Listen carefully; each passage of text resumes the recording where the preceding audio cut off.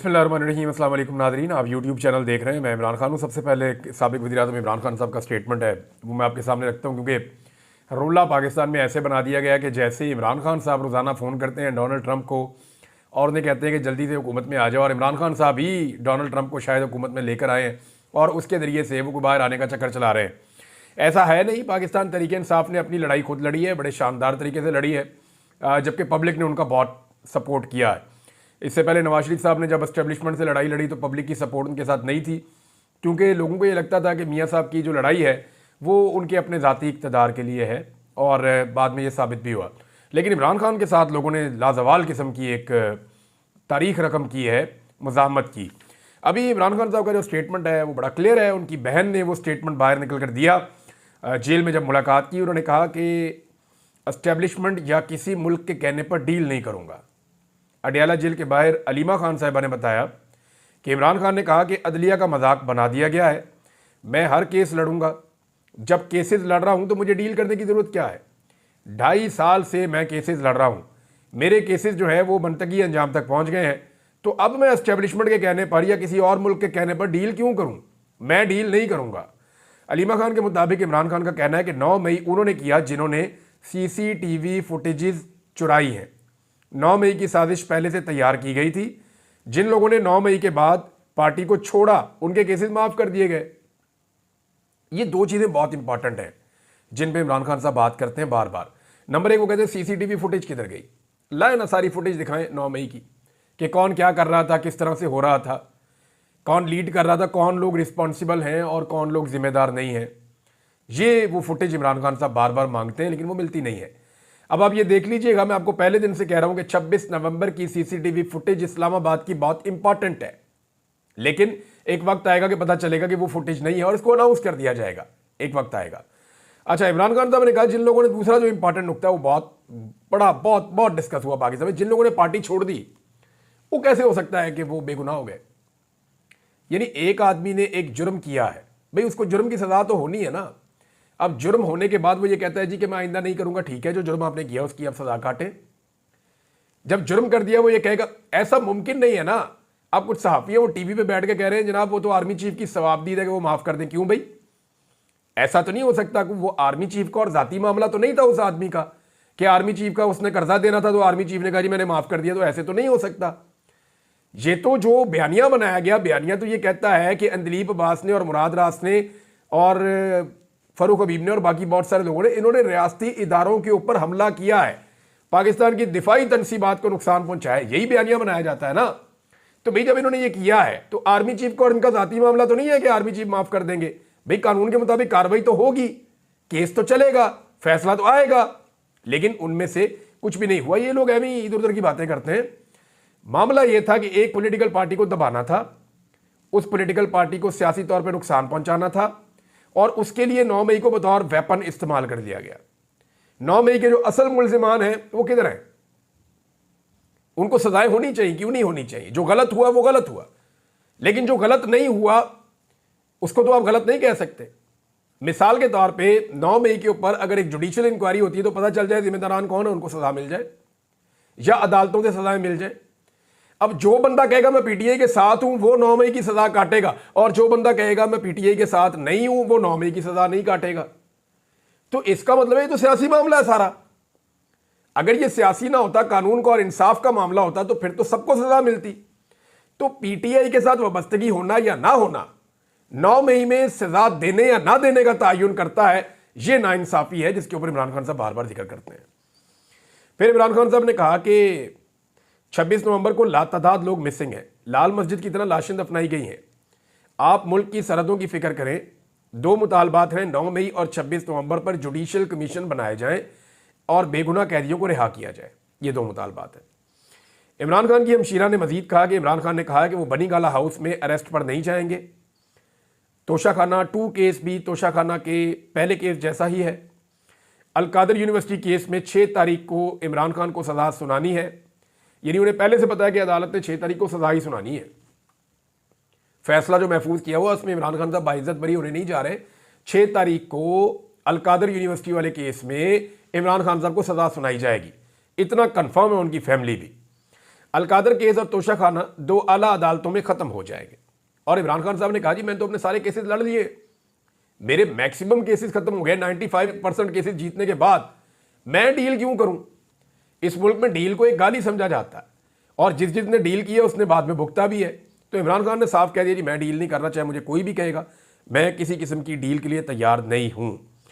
अच्छा, इस पर एक स्टेटमेंट आया और ये शेख वकास अकरम साहब ने दिया, और क्योंकि अभी बड़ा बयानिया बनाया जा रहा है और जमात इस्लामी को इस्तेमाल किया गया है। हाफिज़ नईमुर रहमान साहब इंतहाई मादरत के साथ वो एस्टेब्लिशमेंट के हाथों में इस्तेमाल हो गए और उन्होंने जेल में कैद एक कैदी से, जिसने पाकिस्तान की तारीख में सबसे खुलकर बतौर वज़ीर आज़म फ़लस्तीनियों का साथ दिया, जिसने इस्लामोफोबिया के ख़िलाफ़ आवाज़ उठाई, जिसने पूरी दुनिया में नामूस रसालत के लिए आवाज़ उठाई, जिसने पाकिस्तान में वो तमाम इक़दाम उठाए जिस पे जो एंटी इस्लाम कुव्वतें हैं उन्हें तकलीफ़ पहुंची, उस आदमी को वो चैलेंज कर रहे हैं हाफिज़ नईमुर रहमान साहब जमात इस्लामी के कि तू जेल में बैठ के मुझे ये साबित कर कि तेरा ईमान ठीक है। और जो लोग बाहर बैठे हुए हैं जिनको जाली हुकूमत के अंदर ला के बिठाया गया है, उनसे हाफिज़ नईमुर रहमान साहब सवाल करने की जरूरत नहीं कर रहे। ये बड़ी बारीक वारदात है। इस वक्त पाकिस्तान की हुकूमत और पाकिस्तान के इदारे एक मिशन पर है कि किसी तरह से भी इमरान खान साहब से कुछ ऐसे मामलात करवाए जाएं और किए जाएं जिनके ज़रिए से एक नया बयानिया डेवलप किया जाए पाकिस्तान के अंदर और पाकिस्तान के बाहर और। लेकिन ये जो दौर है ना, ये सोशल मीडिया का दौर है, आप जो मर्जी कर लें आप पकड़े जाएंगे। तो बारीक वारदात के लिए हाफिज़ नईमुर रहमान साहब को इस्तेमाल किया गया। इमरान खान साहब का मौक़िफ़ बड़ा क्लियर है, वो ये कहते हैं सवाल ही पैदा नहीं होता मैं इसराइल को तस्लीम करूँ, मैं अपने अल्लाह को भी जाके जवाब देना है। इमरान खान साहब ने खुद बताया कि मेरे ऊपर बहुत दबाव है लेकिन मैंने इसराइल को तस्लीम नहीं किया। हाफिज़ नईमुर रहमान क्यों नहीं नाम लेते जनरल बाजवा कौर ने, क्यों नहीं कहते कि हलफ लेकर बताओ कि आप सहाफ़ियों के साथ क्या बातें करते थे। जनरल बाजवा से क्यों नहीं पूछते, अभी जो मौजूदा आर्मी चीफ हैं या एस्टेब्लिशमेंट है या मौजूदा जो हुकूमत है इनसे क्यों नहीं पूछते कि क्यों मारते हैं लोगों को जब वो लोग निकलते हैं इसराइल के खिलाफ एहतजाज करने के लिए या फ़लस्तीनियों के हक़ में एहतजाज करने के लिए। आपकी अपनी जमात के सेनेटर मुश्ताक अहमद के साथ क्या कुछ नहीं किया, उसके ऊपर तो आप नहीं बोले। बहरहाल वो एक बारीक वारदात थी लेकिन पकड़ी गई, और जब बारीक वारदात पकड़ी जाती है तो जिसकी पकड़ी जाती है वो बहुत बुरी तरह फंस जाता है। यहाँ पे शेख वकास अकरम साहब का स्टेटमेंट है और उन्होंने ये कहा कि साबिक वज़ीर आज़म इमरान खान ने अपने सियासी हरीफों की तरह डील के लिए कभी भी गैर मुल्की मुदाखलत पर इन्हिसार नहीं किया। आसिफ अली जरदारी और नवाज शरीफ का हवाला देते हुए उन्होंने कहा कि माजी में कैद से बचने और मुल्क छोड़ने के लिए इन्होंने मुआहदे किए हैं।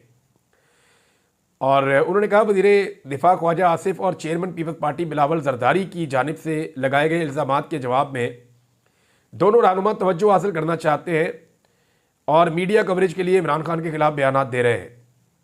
अच्छा, एक चीज़ और है, इमरान खान साहब को जब नवाज शरीफ के बारे में पूछा गया ना, अभी वो तफसीली जो आएंगी खबरें मैं आपको अगले वीडियो में शेयर करूँगा कि जी वो ख्वाहिशात आ रही हैं जी कि आप नवाज शरीफ और जरदारी इकट्ठे बैठ जाएं, तो इमरान खान ने कहा नवाज शरीफ तो 12वां खिलाड़ी है, उसकी तो सियासत फारग हो गई है, वो अब आम फैसले कैसे कर सकता है। अब आप अंदाज़ा करें कि इमरान खान साहब का जेल में कॉन्फिडेंस कितना है। यहाँ लोगों ने नवाज शरीफ को महात्मा बनाया हुआ है। हालत नवाज शरीफ की ये है कि वो यास्मीन राशिद साहिबा से इलेक्शन हार गए, हालांकि उनको प्रोटोकॉल देकर पाकिस्तान में लाया गया। पाकिस्तान की सारी एस्टेब्लिशमेंट उनके साथ थी, सारे इदारों ने मिलकर उनको इलेक्शन जितवाने की कोशिश की, लेकिन नवाज शरीफ अपने दोनों हल्के हार गए और फिर उनको जाली पर्ची पकड़ा दी गई फॉर्म 47 की। जनाब ये लें, आप एक कैंसर की पेशेंट जेल में कैद खातून से हमने आपको ज़बरदस्ती जितवा दिया है, ये तमगा लगा के सारी ज़िंदगी अब फिरते रहना। तो 12वां खिलाड़ी भी इमरान खान साहब ने जो है वो बड़ा रियायत कर दी मियाँ नवाज शरीफ साहब के साथ। वो तो टीम में ही सेलेक्ट नहीं हुए बेचारे, सिलेक्शन के अंदर ही फारिग कर दिया लोगों ने कि जनाब ये तो प्लेयर नहीं है, कबड्डी का प्लेयर है, इसको किधर क्रिकेट के अंदर आप लेकर आ रहे हैं। लिहाजा मियाँ नवाज शरीफ साहब जो है वो तो काफ़ी हद तक फारिग है और इमरान खान साहब की जेल के अंदर से बैठ के स्टेटमेंट से आपको अंदाज़ा हो जाना चाहिए कि इमरान खान साहब मियाँ नवाज शरीफ साहब को अभी क्या समझते हैं। बहरहाल शेख वकास अकरम ने कहा कि ये इमरान खान साहब को कभी कहते हैं ये इसराइल का सासा है, यानी कभी ये कहते हैं कि ये यहूदी एजेंट है, कभी ये कहते हैं जी ये तालिबान का एजेंट है। यानी सारा जितना का जितना आलमी हालात है ना, उनको सारों को गड़बड़ कर दिया, अजीबो गरीबी सूरत हाल पैदा कर दी है। यानी सेम टाइम में इमरान खान जो है वो बड़ा कट्टर मजहबी आदमी होता है और तालिबान का एजेंट होता है। सेम टाइम के अंदर जो है इमरान खान जो है वो मजहबी शिद्दत पसंद होता है और सेम टाइम पे वो यहूदियों का एजेंट भी बन जाता है और सेम टाइम में इमरान खान अमेरिका से ताल्लुकात भी खराब कर रहा होता है और सेम टाइम में अमेरिका इमरान खान की मदद भी कर रहा होता है। यानी मेरी समझ से बाहर है कि इनकी अकल घास चढ़ने गई है। ये एक ब्रीफिंग में या एक मीटिंग में जाते हैं, एक गैदरिंग में जाते हैं, कोई और बात करते हैं, दूसरी में जाते हैं, कोई और बात करते हैं। असल में इमरान खान ने इनको ज़हनी मरीज बना दिया। ये ऑलमोस्ट पागल हो गए। इन्हें समझ नहीं आ रही कि एक आदमी इतनी मुजामत कैसे कर सकता है, इतना सख्त कैसे हो सकता है। हमारे सियासतदान तो बड़े नरम नरम लोग होते हैं, चार चपेड़ों में मान जाते हैं, थोड़ी सी कैद के अंदर इनकी पी बोल जाती है। लेकिन ये कहां से आ गया? आउट ऑफ द सिलेबस आ गया। पहले आपको बताया था कि Imran Khan out of the syllabus आ गया, और जो आउट ऑफ द सिलेबस इनके सामने शख्सियत आकर खड़ी हो गई है, उसका कोई जवाब अब इनके पास मौजूद नहीं है। नाज़रीन, इस वक्त जो सहाफ़ी हुकूमत के नहीं बल्कि एस्टेब्लिशमेंट के बहुत करीब हैं और एस्टेब्लिशमेंट से लाइन लेते हैं, अगर आप गौर करें तो गुज़िश्ता चंद दिनों से वो ये कह रहे हैं कि इमरान खान साहब के साथ मुज़ाकरात कामयाब हो सकते हैं इस सूरत में कि वो थोड़ा सा पीछे हट जाएँ। बल्कि इमरान खान साहब को ये कह रहे हैं अगर वो अवाम से मोहब्बत करते हैं तो थोड़ा पीछे हट जाए, अगर वो पाकिस्तान से मोहब्बत करते हैं तो थोड़ा पीछे हट जाए।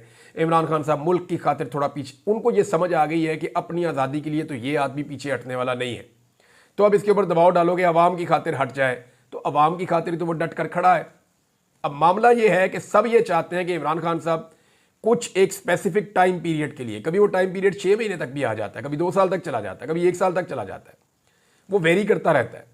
लेकिन सब ये चाहते हैं कि इमरान खान साहब जब बाहर निकले तो कुछ अरसे के लिए वो हुकूमत गिराने की किसी भी तहरीक का हिस्सा ना बने, ना किसी तहरीक को शुरू करें, और इमरान खान साहब हुकूमत को फ्री हैंड दें और उन्हें काम करने दें। हालांकि ये हुकूमत जब तक रहेगी पाकिस्तान की इकॉनमी को बर्बाद करेगी, क्योंकि मेरे पास एक और डाटा है साल 2024 का, और 2024 के साल में आपको पता है पीडीएम सरकार रही है, यही वाली हुकूमत। तो इन्होंने जो कर्जा लिया ना इस साल, वो 3,919 अरब का कर्जा लिया है। 3,919 अरब का कर्जा इन्होंने लिया है। इसको अगर आप 365 पे तकसीम करें ना, तो ये पाकिस्तान की वफाकी हुकूमत की बात मैं कर रहा हूँ। हालांकि तालीम, health, transportation, law and order, बेशुमार चीज़ें जो है सूबे अपने खुद चलाते हैं, वो खर्चा अलग है। वफाक ये खर्चे नहीं उठाता। वफाक की दाखिला पॉलिसी, खारजा पॉलिसी, दिफा पॉलिसी, कुछ और चीज़ें, इसके अलावा वफाक कुछ नहीं। और लोग जो टैक्स देते हैं वो पैसा अलग है। अब आप ये देखें कि वफाकी हुकूमत का जो बटुआ है उसके अंदर पाकिस्तानी बेशुमार पैसा डाल रहे हैं रोजाना। इन्होंने हमसे इजाफी टैक्सेस लिए IMF के कहने के ऊपर। पेट्रोल महंगा कर दिया, घी महंगा कर दिया, आटा महंगा कर दिया, दालें महंगी कर दी, सेल टैक्स महंगा कर दिया, टैक्सेस इन्होंने बढ़ा दिए, शरह सूद इन्होंने बढ़ा दी। इन्होंने हर चीज को बढ़ाते बढ़ाते बिजली और गैस की कीमतों में होशरबा इजाफा करके इन्होंने पाकिस्तानी अवाम का खून निचोड़ लिया। अब इतना पैसा इनके बटुए में गया है, लेकिन उसके बावजूद इनको और पैसा चाहिए। तो और पैसा इन्होंने दुनिया का महंगा तरीन कर्जा लिया है, और इस दफा 3,919 अरब रुपए का कर्जा इन्होंने इजाफा किया है 2024 में। अगर आप इसको 365 पे तकसीम करना, तो ये हुकूमत अवाम का खून निचोड़ने के बावजूद रोजाना 11 अरब रुपए का कर्जा ले रही है। इस्लामाबाद के 27 किलोमीटर के ऊपर जो हुकूमत बैठी हुई है ना, ये 11 अरब रुपए का रोजाना कर्जा ले रही है। अवाम का खून अलहदा निचोड़ रही है। अरबों रुपए अवाम से ले रहे हैं, अरबों रुपए का कर्जा ले रहे हैं, लगा खा रहे हैं। वहां पे पारा चनार के अंदर बच्चे शहीद हो रहे हैं, उनके पास दवाइयां नहीं है, उधर दवाइयां ये पहुंचा नहीं सक रहे, लगा कर रहे हैं। मुझे तो लगता है ये पैसा खर्च हो रहा है इनकी अयाशियों के ऊपर या कमीशनों के ऊपर, क्योंकि पाकिस्तान के अंदर जितने बड़े बड़े मेगा प्रोजेक्ट थे वो सारे तकरीबन बंद कर दिए गए हैं। खैबर पख्तूनख्वा से लेकर कराची तक बहुत सारे ऐसे मनसूबे जो अवामी फलाई मनसूबे थे, उन मनसूबों को रोक दिया गया है। तो ये इतना अरबों रुपया ये हुकूमत जो इकट्ठा कर रही है, ये लगा कहां रही है? कहीं आपको ग्राउंड पे नजर आ रहा है ये पैसा लगता हुआ? ये इनकी अयाशियों और अल्लल्ले तलल्लों के ऊपर ये पैसा खर्च हो रहा है। ये दुनिया के अंदर जो चक्कर लगाते फिर रहे हैं, उन चक्करों के ऊपर ये पैसा खर्च हो रहा है। 11 अरब रुपए रोजाना का कर्जा कौन लेता है? और ये वो इजाफी पैसा है जो रोजाना ये खर्च करने के लिए ले रहे हैं। जो दूसरा पैसा है जो अवाम से ये निचोड़ रहे हैं, वो अलग इनकी जेबों में जा रहा है, और ये सारा पैसा वापस भी पाकिस्तान के अवाम ने ही करना है। नाज़रीन, 2024 का जिक्र हुआ तो फिर मैं 3 तारीखें आपको बताता हूं। 3 ऐसे फिगर हैं 2024 में जिन्हें कई दहाइयों तक भुलाया नहीं जा सकेगा। ये नहीं आपके बहुत साल गुजर जाएंगे, लेकिन ये 3 फिगर आप भूल नहीं सकेंगे जो 2024 में सामने आए। एक 8 फरवरी 2024, इलेक्शन का दिन, इनकलाब का दिन था, उसको आप कभी नहीं भूल पाएंगे। एक फिगर है 47, ये फार्म 47 का फिगर भी आप कभी नहीं भूल पाएंगे। ये बड़े लंबे अरसे तक पाकिस्तान के साथ चलेगा, क्योंकि पाकिस्तान की तारीख की बदतरीन धांधली हुई है। और एक फिगर है 26 नवंबर 2024, जब कत्लेआम किया गया डी चौक में। और इस हवाले से अभी कुछ और स्टेटमेंट भी सामने आ रहे हैं। शाहीन सहबाई साहब ने एक स्टेटमेंट दिया, मुझे फ़ोन आया था, ये जो ओन अब्बास बप्पी साहब के कोई पीए हैं मुबशर साहब, उनका भी फ़ोन आया, कहते जी हम भी गए थे उनके घर और हमने मालूमात इकट्ठी की हैं कि वहाँ क्या चल रहा है। तो वो जो मालूमात बता रहे हैं वो तो बड़ी खौफनाक है। उन्होंने बताया कि वाकई उस बंदे को गोली लगी है और गोली के साथ उसकी शहादत हुई है और उसकी लाश अकड़ी हुई थी, उसके आसपास का सारा ब्लड जमा हुआ था और वहाँ पे और भी लाशें देखी गई हैं। वो कह रहे हैं जी इसके ऊपर हम तहकीकात कर रहे हैं, मजीद इन्फॉर्मेशन आपके साथ शेयर करेंगे। शाहीन सहबाई साहब ने एक स्टेटमेंट दिया इस बारे में। वो ये कहते हैं कि अब तो अस्पताल से लाशें भी निकलना शुरू हो गई हैं। अवाम को गोलियां मारकर शहीद तो किया गया है, लाशें छुपा ली, अस्पताल पर फौज लगा दी और सहाफ़ियों का दाखिला बंद कर दिया था, मगर खून खुद बोलता है। एक लाश वापस की और दर्जनों लाशों की मौजूदगी का सुराग मिल गया। एक ताबूत में 3-3 लाशें रखी हुई हैं। कहाँ हैं सारे जज और इंसानी हकूक़ के चैंपियन जो हज़ारों डॉलर दुनिया भर से वसूल करते हैं? अब ये सवाल जनाब उन्होंने उठाया है। कुछ चीज़ें जो हैं वो मुझे मज़ीद इस बारे में पता चली हैं, लेकिन मेरे ख्याल में हमें इंतज़ार करना चाहिए। पाकिस्तान तहरीक इंसाफ को इसके ऊपर एक अपना मौक़िफ़ लेना होगा ऑफिशियली, लेकिन अभी तक तहरीक इंसाफ ने इसके ऊपर कोई अपना ऑफिशियल मौक़िफ़ पेश नहीं किया। नाज़रीन, एक और खबर है, वो ये है कि पाकिस्तान के वज़ीर दिफ़ा ख्वाजा आसिफ ने और अपोजिशन लीडर उमर अयूब ने, हैरत अंगेज़ चीज़ है, दोनों ने पाकिस्तान की इंटेलिजेंस एजेंसियों पर कड़ी तनकीद की है। हैरत अंगेज़ तौर पर इन दोनों के बयानात में बॉर्डर पर सिक्योरिटी और इंटेलिजेंस की सूरत हाल पर अदम एतमाद का इजहार दिखाई देता है। दोनों के ज़रा बयानात आप देख लीजिए कि उमर अयूब साहब ने क्या कहा और फिर आप देखिए कि ख्वाजा आसिफ साहब ने क्या कहा। तो नाज़रीन, ख्वाजा आसिफ साहब का स्टेटमेंट है कि बशाम में जो चीनी इंजीनियर पर हमले में इस्तेमाल होने वाली गाड़ी चमन के रास्ते पाकिस्तान में दाखिल हुई। 10 दिन बारूद से लदी हुई गाड़ी फिरती रही। रास्ते में जो चेक पोस्टें हैं उनमें कौन लोग हैं, इन चेक पोस्टों के से गंदम भी स्मगल होती है और तेल भी स्मगल होता है। वज़ीर दिफ़ा ख्वाजा आसिफ के फ़ौज पर इल्ज़ामात, ये अमजद खान साहब ने इसको ट्वीट किया और ये हामिद मीर साहब के साथ ख्वाजा आसिफ साहब ने बात करते हुए ये स्टेटमेंट दिया। इसी नुक्ते के ऊपर अब मैं आपको सुनाता हूं कि उमर अयूब साहब क्या कह रहे हैं। उमर अयूब साहब कह रहे हैं कि बॉर्डर पर पटवारी या गर्दावर तो चेकिंग नहीं कर रहा, तकरीबन 550 अरब रुपए का पेट्रोल स्मगल होकर आता है। 550 अरब रुपए का पेट्रोल ये स्मगल होकर आता है। वो रेडियो, खच्चरों, गधों पर तो नहीं आता। इंटेलिजेंस के एहलकार जब मीडिया के पीछे मसरूफ होंगे तो इस गैर कानूनी काम को वो कैसे देखेंगे? यानी यहां पे ये भी तनकीद आई है। मैं इससे बड़ी एक चीज़ आपको और बताता हूं नाज़रीन, आज से तकरीबन ये बात है 2-2.5 माह पहले की। मुझे कुछ लोगों ने कुछ फैक्ट्स बताए और मैंने कहा जी मैं ट्रैवल करके देखना चाहता हूं। और मैंने फिर खैबर पख्तूनख्वा से लेकर बलूचिस्तान के कुछ कबायली इलाके वहां पे एक दफ़ा ट्रैवल भी किया था। पहले भी मैंने एक दफ़ा किया था, तो दोबारा मैंने एक दफ़ा ट्रैवल किया और मेरे पास वो सबूत मौजूद है। मैंने उनकी कुछ तस्वीरें और वीडियोज़ बनाकर रखी हुई हैं और वो मैं इंशाल्लाह आपके सामने रखूँगा जब वक्त आएगा, क्योंकि उसके ऊपर मैं पूरी एक डॉक्यूमेंट्री बना सकता हूँ। तो कि किस तरह जो बॉर्डर की लाइन है उसके बिल्कुल नज़दीक पोस्ट की काश्त की जा रही है, क्योंकि जब तालिबान की हुकूमत आई ना अफगानिस्तान में, तो वहाँ पे तालिबान ने पोस्ट की काश्त जो है वो बिल्कुल ज़ीरो कर दी। वहाँ पे उन्होंने वो मंशियात की काश्त ज़ीरो कर दी।